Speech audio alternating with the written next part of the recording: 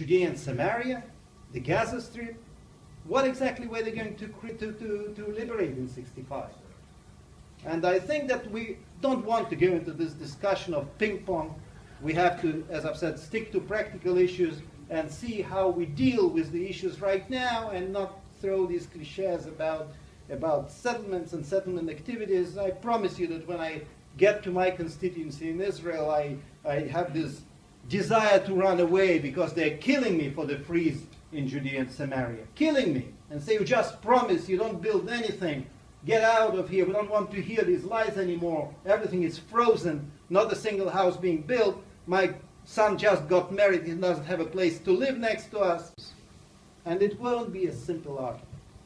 Right now, the moment, let's put it this way, the moment that we don't define the symptoms in the right way, or don't define the problem in the right way and talk all the time about things around us, things we see, we can't solve the problem.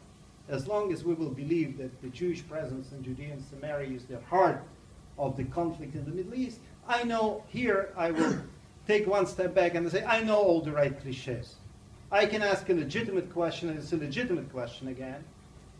When was PLO created? And what does PLO stands for in terms of letters, not what it stands for? Powers and authority. Signing or negotiating and signing peace agreements is not one of them. But I have all the authority in the world, and we have a delegation here coming from both sides of the aisle, and we disagree on many issues. But on the issue of cooperation between parliamentarians in our area on practical things, and practical things improve life, and they are the real trust-building measures. Water resources, and environment, and technology, and agriculture. This is the future. And if we will be able to cooperate, and I promise you the support of 80% of the members of the Knesset, not 100% probably, there will be marginal approach on both sides, but 80% of the members of the Knesset would be willingly involved. And I sadly said that there are no direct negotiations right now to write home about. There is a problem.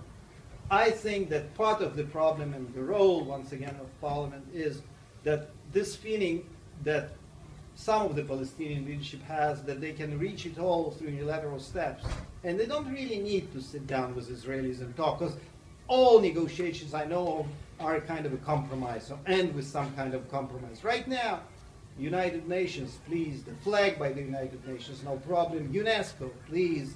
Now we're talking about Interpol and all kinds of other groups, and then there is a statement coming from one of the foreign ministers, not in this country.